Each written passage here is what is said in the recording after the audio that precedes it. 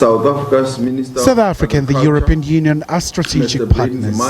They'll meet as the world is grappling with conflicts from the war in Ukraine, the situation in the Middle East, and the escalation of violence in the Eastern Democratic Republic of Congo.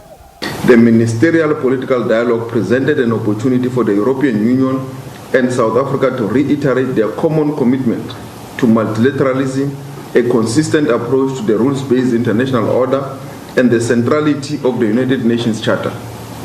The parties further agreed on the need to reform the UN Security Council, recognizing the urgent need to make it more representative, inclusive, transparent, efficient, democratic, and accountable. We affirmed our unwavering commitment to act in accordance with international law, including the Charter of the United Nations and its purposes and principles. Both sides noted with distress the immense human suffering and adverse impact of wars and conflict around the world. Both sides reaffirmed that all states must act in a manner consistent with the purposes and principles of the UN Charter in its entirety.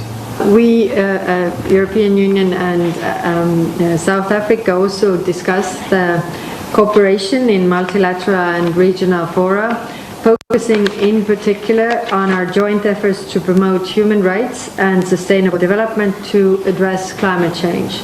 The European Union emphasized its alignment with and support for South Africa G20's presidency priorities. The summit will take place as the EU has thrown its weight behind Ukraine following the return of President Donald Trump to the White House.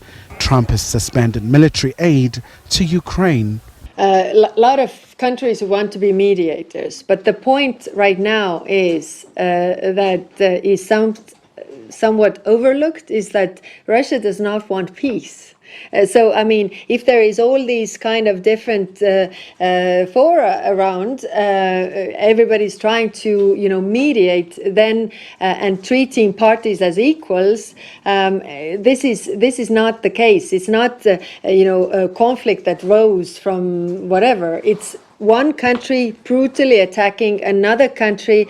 Pretoria is seeking to leverage its diplomatic relations across the world, especially after the Trump administration cut off aid to the country, blaming the land reform and other factors. They are there in solidarity with us, and they stand ready to pledge support in terms of whatever trade relations and challenges that they can be able to.